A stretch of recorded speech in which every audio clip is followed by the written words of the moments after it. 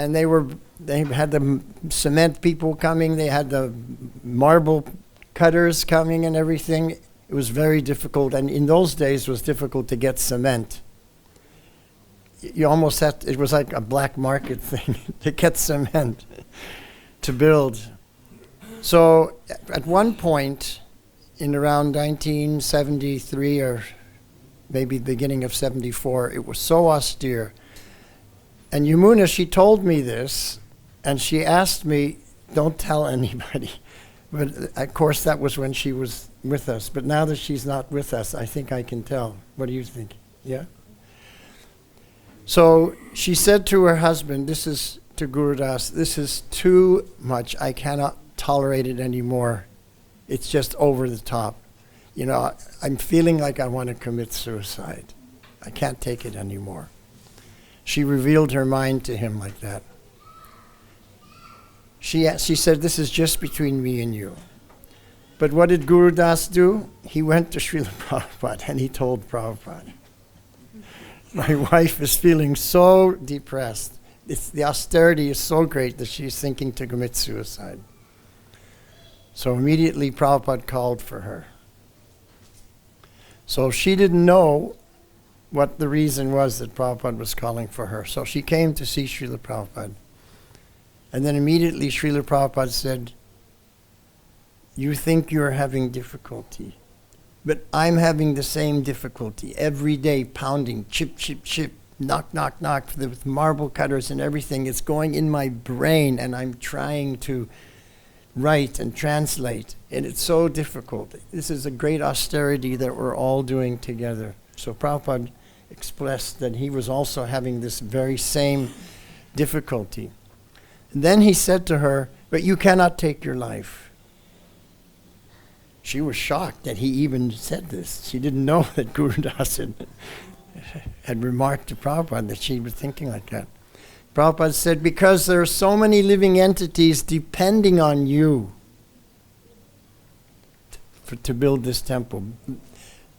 Living entities for the future and also living entities in our own body that, and that we're supporting. We all know there's so many bacteria in our body. So Prabhupada was saying, we this is a special gift. We cannot take our life. We have to use it in the service of Krishna in whatever way we have to tolerate. So he spoke to her in a very nice way. But she was fried, completely fried, not only with the austerities, but with the mentality of some of the people, some of the devotees, especially because she was a woman. It was even more difficult. So she shared that with me. She also shared another thing, that one time in the very early days, she had done some service, and Prabhupada was so pleased with her that he got up and he embraced her. She was shocked. But of course, Prabhupada was like her grandfather. She was feeling like the granddaughter. So it was very affectionate that way. But, Prabhupada hardly even embraced his male disciples. But he had such a feeling of affection for Yamuna Devi. And you'll see in the book, the 2 volumes of Yamuna Devi's life, there are so many pictures of her and Prabhupada alone, walking, going on a morning walk here, there, and everywhere. Of course, the photographer was there, otherwise we wouldn't have the photos, so it wasn't that she was... But Prabhupada enjoyed talking to her and having katha and hearing from her and sharing with her, because she was so fixed on devotional service. Now in 1970, Tamal Krishna Maharaj traveled with Srila Prabhupada, and from America to Tokyo, to Japan, and then to India. So He later on told me that Prabhupada revealed to him at that time when they were in Tokyo, because they were speaking about the early days in London. Yamuna and Tamal, Krishna, had really got that temple together, the London temple. This was something very, very special, that Bhaktisiddhanta Saraswati Thakur had sent his sannyasi disciples to establish a temple in London, but they could not do it. So Prabhupada sent 3 grihastha couples, and they could do what the sannyasis couldn't. So Prabhupada was so pleased. So what happened was, they were speaking about this temple in London, and Prabhupada remarked to him that our Yamuna, she's already at the stage of Bhava Bhakti. She was at the stage of Bhava Bhakti in 1970? After only 4 years? That's how dedicated she was. She was already experiencing Bhav for Krishna. So Tamal Krishna was surprised, but he related that to me. He said, did you know that? Our Yamuna, Prabhupada said, she was at the stage of Bhava Bhakti, even back then in 1970. So, this Krishna consciousness movement is for the spirit souls. It's not for the men, it's not for the women, it's not for the animals, it's for the spirit souls, and we're all spirit soul. And whichever spirit soul comes forward and surrenders to the Supreme Lord through devotional service, and there's 9 kinds of devotional service. So whatever kind of devotional service you have a propensity for, if you completely absorb yourself in that, focus on that, make that your life and soul, then you can quickly come to the platform of bhav, real bhav. And this is the meaning of our society. In English we say the International Society for Krishna Consciousness. But in Bengali, in Hindi, in Sanskrit, we don't say like that. We say Antarashtriya Krishna Bhavnamrita Sangha. Bhavnamrita Sangha. Sangha means association or society. Bhavna. Bhavna means your feeling, the emotions. And Amrita means nectar. So the Krishna Bhavnamrita Sangha is that association of people who are tasting the nectar of their feelings, their emotions for Krishna. And that's Bhava Bhakti. So this is the important thing. I remember Prabhupada telling us one time that this process, bhakti-yoga, is an affair of the heart.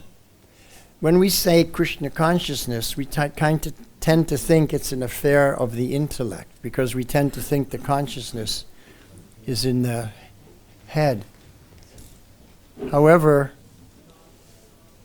it's the Bhavnamrita Sangha, it's the feeling that we have, the emotions we have, the nectar we're tasting of those feelings for Krishna, and Yamuna Devi was experiencing those feelings at the highest level. She related once that she was taught by Srila Prabhupada to do pujari work. Her and another Mataji, Srilavati, thank you, were trained. They were the topmost pujaris in ISKCON at that time because Prabhupada trained them. So she did the puja. She got arranged everything and did the puja and trained up everyone for Sri Sri Radha London Ishwara. So on the day of their installation, she was back there with Srila Prabhupada getting everything ready. And then something happened. Somebody bumped one of the columns and it was about to fall. And Radharani was about to fall. And Yamuna was completely in shock. And all of a sudden, Prabhupada just immediately stepped forward with his left hand and caught and stopped and caught the deity, grabbed the column and made sure everything was okay. She said it was so amazing the way he did it, so quickly and so deftly, and it's such a beautiful movement, and just saved the day. Otherwise, it could have been a complete disaster. So another thing about Yamuna is she commanded such respect. I've seen it. I was in Atlanta one time, because whenever Yamuna was invited to come to a temple to speak, everyone would come and sit to hear her. Even the sannyasis and the gurus in our movement, they would come and sit. I was there in Atlanta and I saw she was on the Vyasasan speaking and they were sitting on the floor. They wanted to hear her speak because they knew that she was on the highest platform. And I experienced that myself in London one time. There was a big gathering of devotees for the celebration of the establishment of the temple. I think it was the 25th year celebration. What's that called? The Silver Jubilee. So she was asked to speak. So she said to me, will I play harmonium? Please, I'm going to do kirtan. Will you play harmonium for me? So I said, okay. Do you want a mridanga player? Yeah. So I got a mridanga player. We sat down. And we were thinking it's going to be a kirtan like we always do a kirtan. But when she started singing, it was so deep and so profound, it was like Prabhupada singing. And I was feeling that I'm playing harmonium for Prabhupada. It was a whole different mood. Very deep, very serious, very profound. And she began with Vandeham and prayers to Srila Prabhupada, and then just the simple mantra, Hare Krishna, but so deep, so profound. So it was a great fortune for me to have her association the short time that I did. Other people had much greater association with her. But the perfection of our life is sadhu sangha, sarva shastra koi. Lava matra sadhu sangha, sarva siddhi hoy. So there, Prabhupada has, with his magic of spiritual potency, he has injected this Krishna bhakti into the hearts of the most sincere persons. And when we have their association, then we benefit, our lives benefit. So I'm so happy to be able to say a few words of memory of Yamuna Devi, who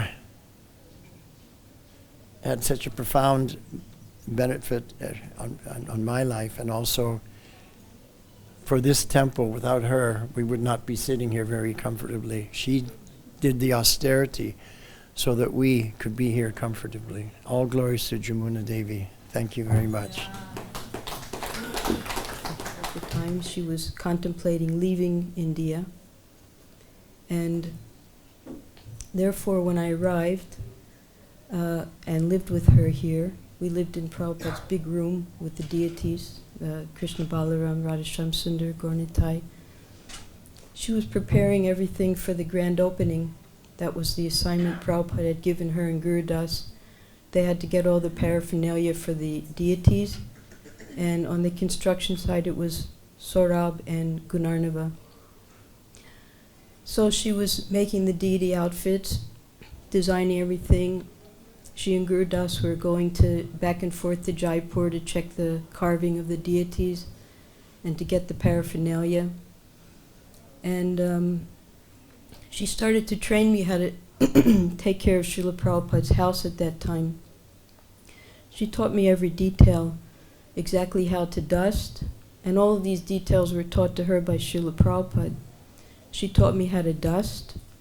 She taught me how to sweep. She taught me how to mop the floor. Then in the kitchen, she taught me how to wash the floor. Every detail she taught me how to take care of Srila Prabhupada's house. And then finally Srila Prabhupada arrived. It was August of 1974, and Prabhupada expected the grand opening, but he was greatly disappointed when he saw the condition of the temple. And because of the neophyte nature of the devotees, everyone was blaming everybody else, and the brunt of the blame went on Guru Das. And Guru Das and Yamuna were made responsible for the fact that the temple wasn't going to be ready in time. And this broke Yamuna's heart, and it was at that time that she decided, as Vyasaki described, she couldn't take it anymore.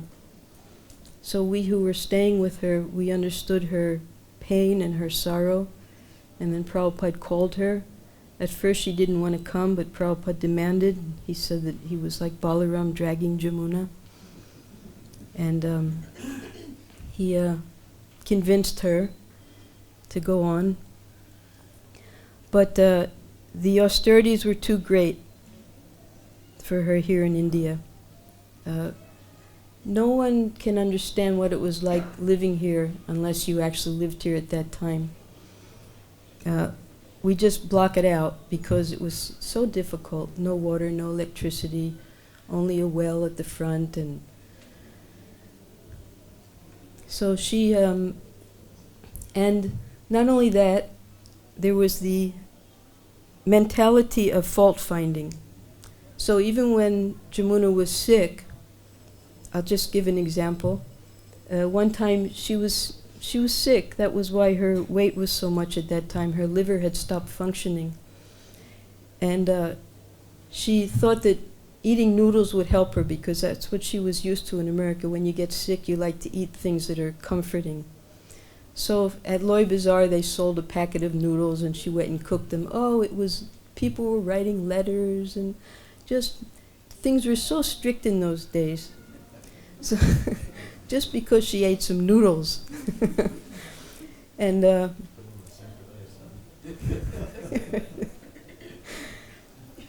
but because she was training me and I was starting to serve here in Prabhupada's house, because of her health, she couldn't do it anymore. I got to be with her when she did do the few things for Prabhupada at that time. So one night Prabhupada was sitting here on his veranda, just right here. There was no garden, there was no wall, there was no guest house. It was just a huge hole in the ground. And there was a plank of wood that you'd have to walk over to get to where the devotees lived, where the men lived. And we were walking together, and Prabhupada would sit in the evening. It was such a beautiful scene, just like a family. He would sit with Bhagiji and Pishima and Anand Maharaj. And they would speak in Bengali together and just laugh and talk all night long, just like your grandparents. And we little kids would be running back and forth, doing all the things for Prabhupada we had to do. So Yamuna and I came here. I was just her little shadow. She was teaching me. So as we came onto the veranda, just as we got to the steps, Prabhupada looked at her, and he quoted the Sadgoswami Astakam, and he said, Gopi Bhava Rasamni Tablalahari. And he looked at her and he said, do you know what that means? And she said, no, Srila Prabhupada. He said, the gopis are always absorbed. They were always floating in the waves of love for Krishna. So that was the way Prabhupada saw Yamuna, and that was the sweetness of their relationship that I saw between them. Then we went in and made Prabhupada's milk, brought it out, and that was our cue, because then we would sneak in and stay here even when Prabhupada was here, because we had nowhere to live. So we block out tomorrow's Christmas, and Yamuna, when she was a little girl, she wanted to be a nun. A nun means like a brahmacharini lifetime. So in Christianity, there's something called beautification. Beautification means that after a person dies, after a certain number of years, they become beautified and they become saints. So whatever struggles she went through, whatever difficulties there were, whatever it was, you can read Prabhupada's letters, all of the ups and downs and rejections and forgiveness and this, whatever it is, at this point, after so many years and after all she's done, it's time to completely beautify Yamuna and understand all of her saintliness.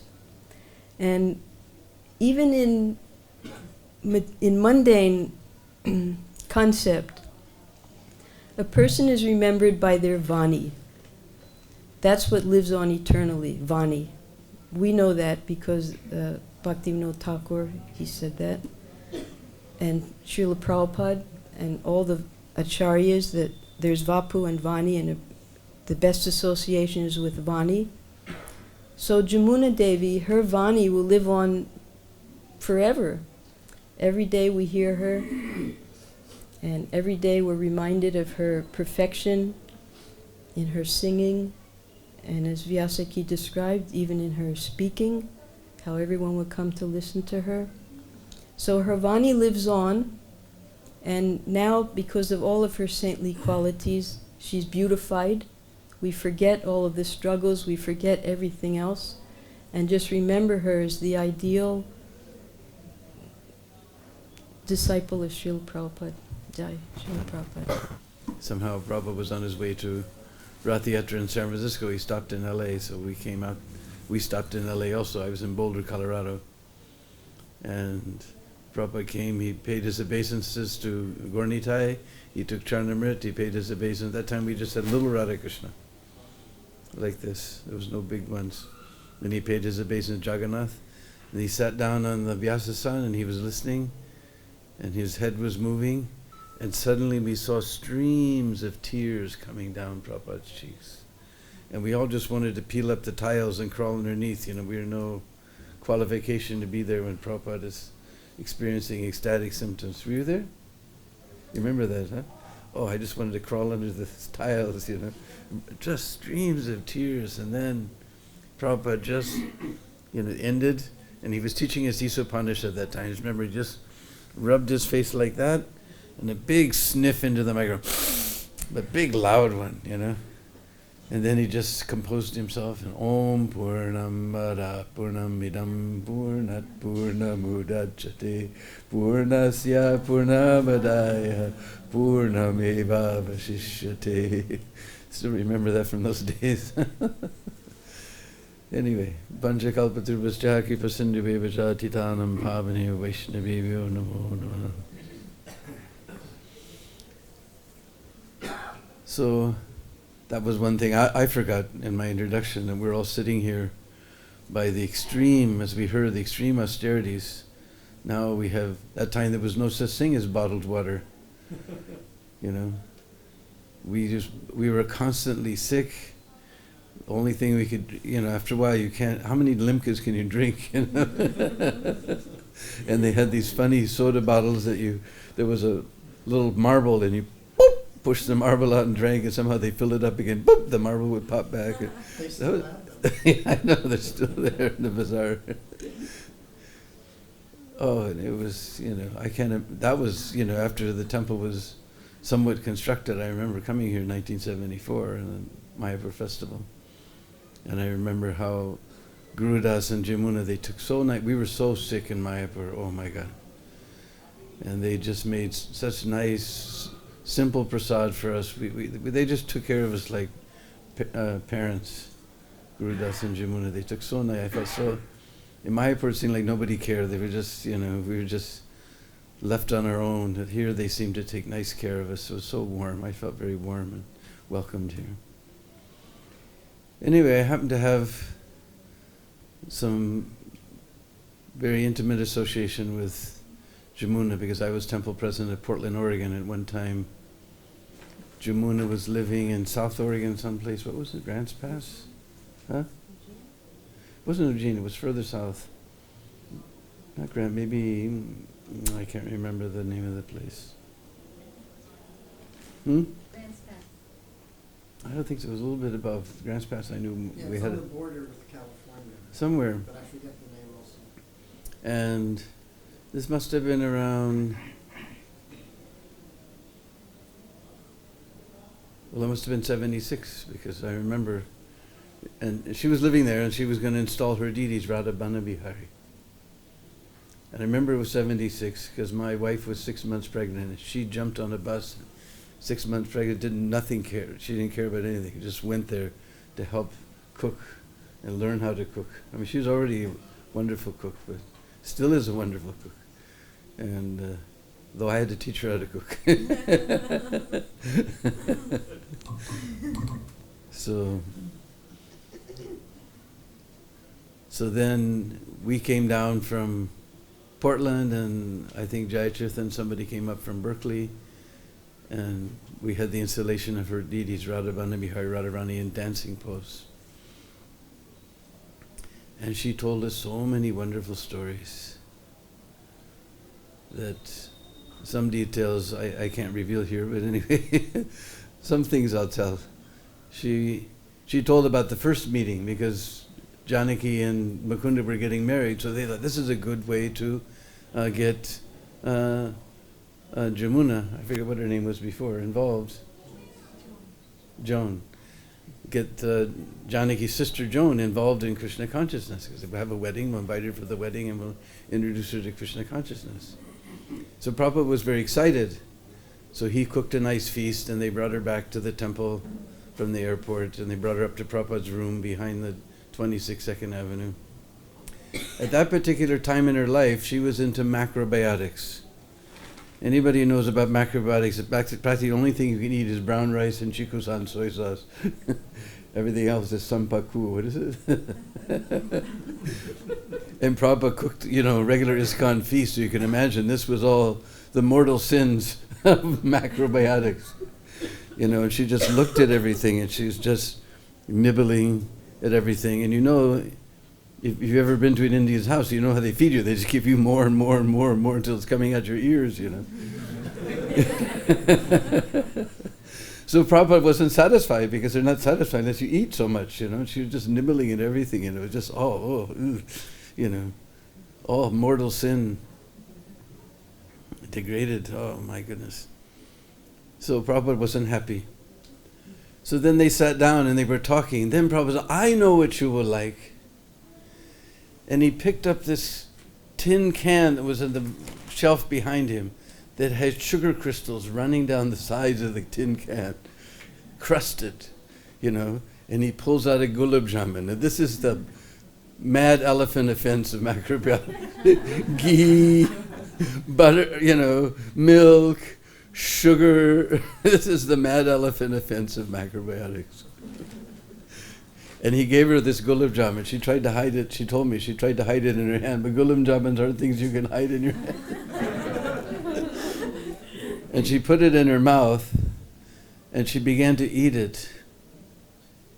And she said, I know. She told me, right there, I knew I was going to throw up in front of everybody. And I vowed, I will never, ever, ever, ever have anything to do with this fellow for the rest of my life. And then somehow they went on talking, and Prabhupada was so charming. She just vowed she's never, ever, ever, ever going to have anything to do with this. And he said, it is the bride's side of the family, their duty to make the feast. If you will come tomorrow, I will teach you Indian cooking. And somehow she just vowed she's not going to have anything to do, and Prabhupada completely charmed her, and said, you come tomorrow, I'll teach you Indian cooking.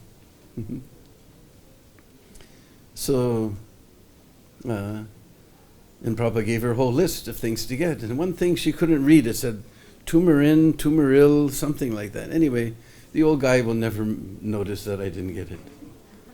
So she showed up on a Saturday morning, and, with her shopping bag at 26 Second Avenue apartment, and Prabhupada opened the door, and she came in, immediately took everything out of the bag. There's no turmeric. First thing Prabhupada said, there's no turmeric.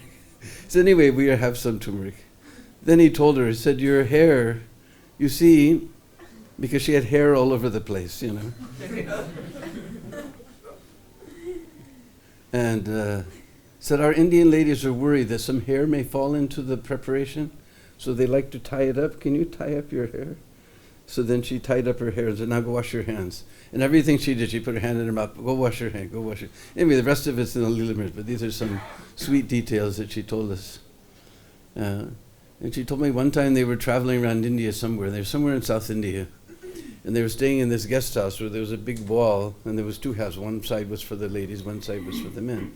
And she was upstairs in this room, and Prabhupada was upstairs in this room. And she had this very extreme fever. You guys don't know what austerities everybody went through to establish the Indian Yatra. You know, we have to really bow down at the lotus feet of these devotees. Anyway, she, like death, 105-degree fever like this. All of a sudden, she didn't see, but she imagined, Prabhupada walked all the way down. He was on the second, well, we call it second floor, in America it's first floor. He came down the stairs, went over, came up the stairs to her apartment, where she was lying. All of a sudden, she just knows Prabhupada's hand was on her head. And she was just practically delirious. She just looked up and saw Prabhupada. He said, "You will be okay in the morning." And then he walked all the way down the stairs on her side, walked all the way back up to his side like that. And next morning, she felt like she had never been sick at all. Yeah. One time, she told us they were staying at Radha Damodar, and that time many devotees came. So downstairs was noisy, so her and Guru Das were living in a room upstairs above, in the room upstairs above Prabhupada's rooms. So Prabhupada wanted to move up there. So, because it was too much noise, the devotees coming and going and making noise. So so Prabhupada went upstairs and he was sitting there and they were bringing things up the stairs. And she thought, what's Prabhupada going to do with that old monkey? There's one old lady monkey that used to come and just steal things and tear cloth and just do everything, you know. So how's Prabhupada going to deal with this monkey, this old lady monkey? And she came up the stairs and the door was just open a little tiny bit. And she heard some sound. So before she entered, she peeked and that monkey was at the window. And the monkey went, brrr, and Prabhupada went, brrr, and the monkey went, brrr, and Prabhupada went, brrr, and the monkey went, brrr, and Prabhupada went, brrr. And then the monkey went away. And then she walked in and she said, Prabhupada, what was that? He said, I told her to go away and never bother me. And she said, we never saw that monkey again.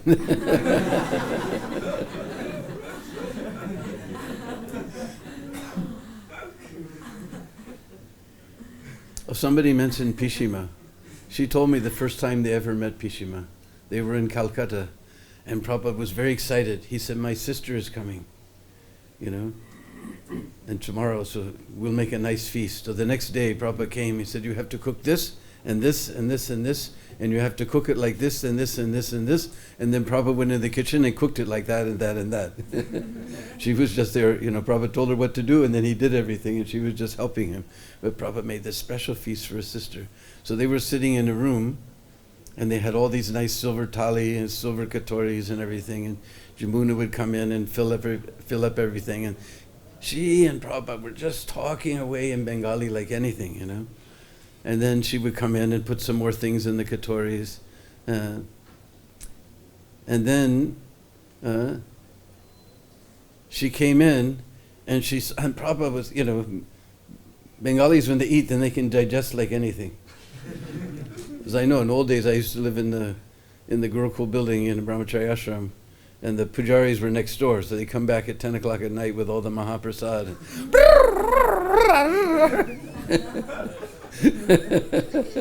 Without talking, they can't digest. So Prabhupada was just eating like anything, you know. So he was completely intoxicated. And she came in, and Prabhupada had taken all the katoris and stacked them up in one big stack in the middle of his thali. And Yamuna came in and she said, do you want anything more? And Prabhupada said, see, I am a good boy. I have eaten everything on my plate. And with the last katori, he threw it at the bottom of the stack. So the whole thing just went. And she went, oh, this is old day. Oh, Swamiji. Huh? And what about your sister? Should I give something more to my sister? And Prabhupada smiled. She doesn't know a word of English. He smiled at his sister. And she said, she is so fat. If you give anything more to her, she will explode. Then he smiled at his sister, and she smiled back. He said, when she was young, I used to jump on her back and pull her pigtails. And Prabhupada smiled, and she had no idea what Prabhupada was saying. And as long as we're on the subject of prasadam, Yamuna told me one time Prabhupada was coming to Vrindavan. So she asked the Brishbasis, what's the best way to make rotis? So they told her, I can't remember the name, there's a special red Punjabi wheat berry. I forget the name of it. He said, you have to buy that wheat berry, then you have to grind it in the morning. The very morning you're going to cook, you have to grind it. And then you cook it with neem wood. So Prabhupada came, so she got that berry, she got it ground in the morning, she cooked it with neem wood. She brought one roti in to Prabhupada, put it on his plate. He took a little bit of sabji and the piece of roti. He tasted it. He said, this is the Punjabi red wheat berry, whatever the name was. You ground the flour this morning and you cooked it with neem wood. Immediately Prabhupada just took one taste and he knew everything.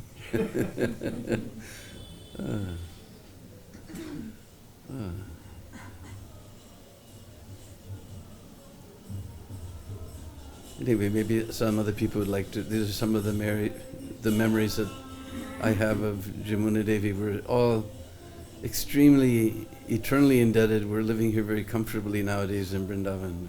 We can't imagine what these devotees went through to establish this temple. And we just have to bow down at their lotus feet and beg for their mercy. Shri Yamuna Devi ki jai. Bharadraj had made Balaram's arm on Krishna's shoulder, and Krishna was very beautifully standing there with his flute. And Prabhupada loved that picture. So when he decided to make a Krishna Balaram temple, he gave the name to Guru Das. The name of the temple will be Sri Krishna Balaram Temple, and Guru Das had to make a signboard immediately in marble.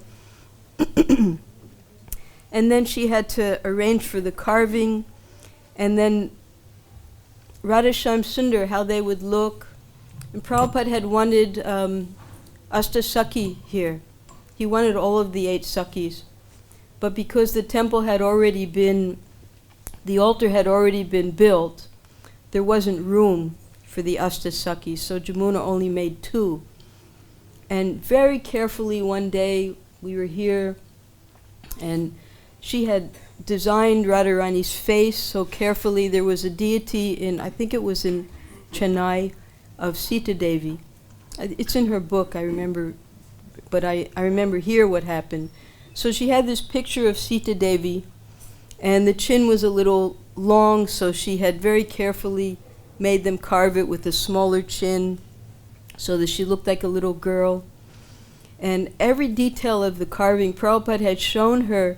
He posed exactly how he wanted Radharani's hands to be in dancing mudra. And everything had to be exactly right. So then one day she called all of us, and it was the time when they had to decide how the deities would be placed on the altar. So you couldn't just have it all flat, because there had to be room for Krishna's clothes to be, you couldn't have Krishna's hand right on Krishna's shoulder. So how many inches higher, how many lower, like you'll see in other temples, it's a little too high, but she made it exactly perfect so that when the clothes went on Krishna, Balaram's hand was right on top of the clothes. And then we had to decide with her. Of course, she was the one who was going to decide, but she took everyone's opinion, because in some temples, I think in Radha Govindaji temple, the gopis are directly facing Radha Govindaji. And then in other temples, the gopis are out so that you can see them. So we had to decide what we felt, or it's actually in other temples, you can only see the back of the gopis. So we had a long discussion that day, everyone's opinion of how the gopis should be placed. So we all gave our opinions and we gave our reasons. I gave my opinion that they should be facing Radhasham Sundar because they're engaged in their service and that's what they're thinking of. So find someone to the back like that so we could only see the back, someone at out so we could see the deities. Everyone had their own opinion. So finally she chose that Lalita and Vishaka would be facing Radhasham Sundar. And then she had to carve the Utsav Vigrahas. She had to get them made, not carved. They were made out of Ashtadhatu. And secretly, when she made Radhasham Sundar, she made another set, exactly the same. And that's the set of deities, Radha Ban-Bihar, that she took to worship. Prabhupada gave the name, because here we have Ban-Bihar temple here. So Prabhupada gave the name Radha Ban-Bihar. And she took those deities. None of us even knew that she had made them. But because I was living with her, and it was 8 people in one room. Actually, it was the prasadam room right here. There were like 8 of us staying in that room with the deities.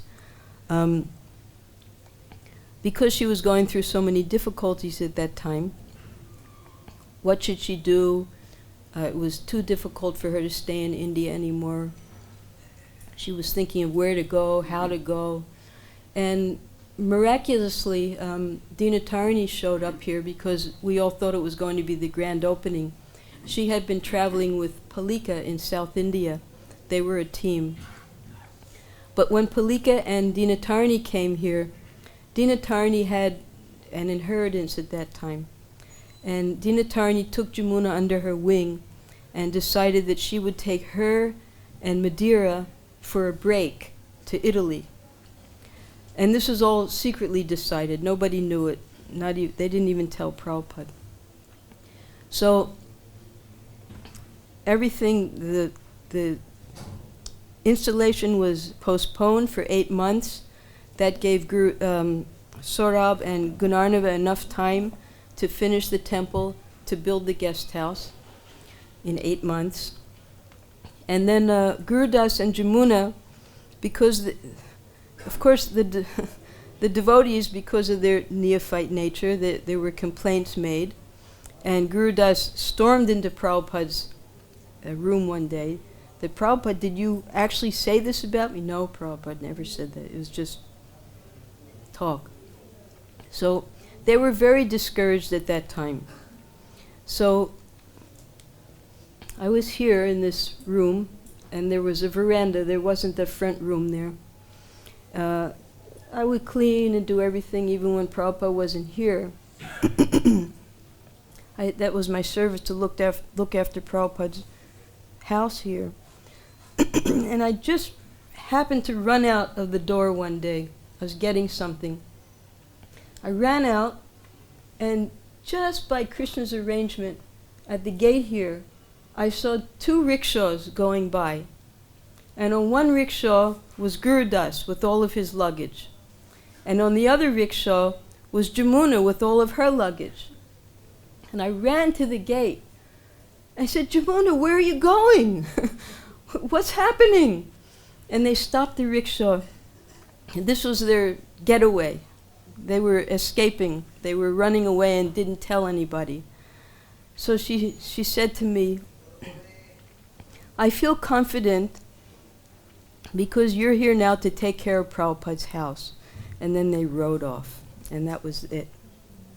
And then later, Dinatarani, she had thought that Madeira and Yamuna were coming because Madeira was the wife of the temple president in Delhi, Tejas' wife. And she had a very difficult time.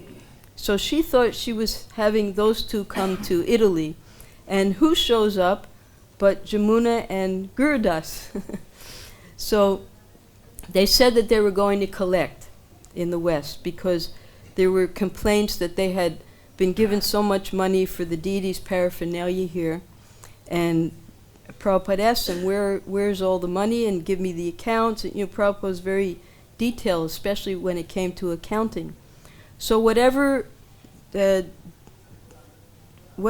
digression there was, Gurudas and Yamuna were supposed to go collect in the West and bring that back.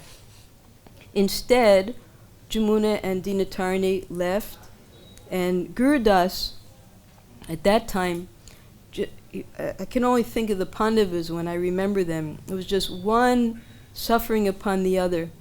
So Gurudas, he had to rush to America because his father was dying. So his father died. He described this to me. His father died, And at the same time, his wife left him. And his mother had died when he was just 6 years old. So he felt that he had absolutely no one in the world, especially because Yamuna had left him and gone with Dinatarne to start this center. So that was when he went to Prabhupada and asked what should he do, and Prabhupada said that, well, your wife has taken the renounced order, you should also take it. So back to the deities, there was very little money in those days. And Yamuna had this wonderful idea. There was a Mukutwala named Lalit Prasad. And she had this idea that she would make one set of clothes in 3 different colors so that it would appear that it would be 3 different sets of clothes. It was white, green, and yellow or something like that. So that she had these layers and everything was so beautifully done so that you could put this one set of clothes on for 3 days and you would think that it was 3 different sets of clothes. That's how intelligent she was. And then she went one day, she gave us 600 rupees. And she said, I want you to make a night outfit for all the deities with 600 rupees. So we tried our best, but it wasn't exactly what she wanted. So she that outfit never got offered. But the things that she did were just so wonderful. And when they went to Prabhupada about this deity outfit from Lalit Prasad, Prabhupada said, no, we will not pay for it. I want the devotees to make all of the outfits for the deities. So when Yamuna did leave, and then the deity outfit sewing was put in the hands of Kishori. Kishori should be here. She has a lot to say about Yamuna. Well, then Kishori designed an outfit that Prabhupada was very pleased with. So there were a lot of rough times here.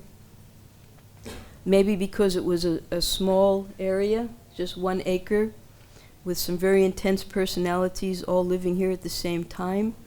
But somehow or other, by the mercy of Krishna Balaram and Srila Prabhupada, the temple was open, and we have so much gratitude for the austerities that Yamuna and Guru Das went through to establish this temple. Every day I remember her, because whenever I look at the deities' faces, for instance, Gornitai, the Utsav Vigraha, you'll never see like that anywhere else, the way she designed them so beautifully. But she didn't have time to make the Krishna Balaram Utsav Vigrahas. So those were done long after by our devotee Shamsundar Das, who now has also passed away. So she did so much to establish this temple, also with the kitchen. She had an idea how she wanted the kitchen, and she knew exactly what had to go into a kitchen. But the people doing the construction had a different idea. So this depressed her very, very much. They didn't design a transfer room. There was that little transfer room that we had on the side, that was a staircase. So Yamuna knew that there had to be a transfer room, but they wouldn't make it. So that practically caused her to have a heart attack, because she was so depressed, because she knew what had to be done, but they wouldn't listen to her. And it was a lot of friction between the 2 departments. And then she went and got these beautiful marble plates, a white set, a black set, and a red set, because she thought that there was just going to be 3 offering trays. So in the very beginning, we only had the 3, and I'd say within 1 month, everything was broken. So then actually 3 months, because the grand opening was in April, and then Prabhupada went away for 3 months. He gave us all instructions what had to be done, and each one of us had this huge list of things that had to get finished within 3 months. By the time Prabhupada came back, those 3 plates were gone. They were all broken. So then Prabhupada, Dhananjaya, he asked Prabhupada, what's the best type of plates for the deities. Prabhupada said lotus leaves. Well, we couldn't have lotus leaves every day. So then he said either silver or bell metal or stone. So we opted for bell metal. So then that problem was solved. And then Prabhupada wanted 10 plates. So anyway, Yamuna, because she had been trained personally by Prabhupada how to take care of the deities, she established the deity worship here in the very beginning. We had the most beautiful paraphernalia. Now it's not, the things aren't existing anymore, but if you look at the pictures, beautiful silver ghee lamps with these elaborate chhatris over the ghee, over the lamp, so that it wouldn't cause the black smoke to go everywhere. And then we had we would offer 2 types of ghee lamps. One was the ordinary ones with the wicks. And then you'll see in the other temples here in Vrindavan, they have these long wicks. So we all had to learn how to make the long wicks. We'd make so many of them every single day. Yamuna taught us how to make them and where to get the straw and everything. So we would get all that done. Absolutely gorgeous silver ghee lamps. Everything was just to the top perfection because Yamuna designed it all. So even though she wasn't here for the grand opening, all the groundwork was set by her. And it was as if she was here. Guru Das came. He helped with the organization of the whole festival. He was still a grihastha at that time. And he came and collected all of their things. Yamuna, she didn't come for the grand opening, but we all felt that she was here because she had prepared everything in advance. And that's exactly the way the deities were installed. And so many, of course, the grand opening outfit that was made by Kishori, but many of the other outfits, they were also made by Yamuna.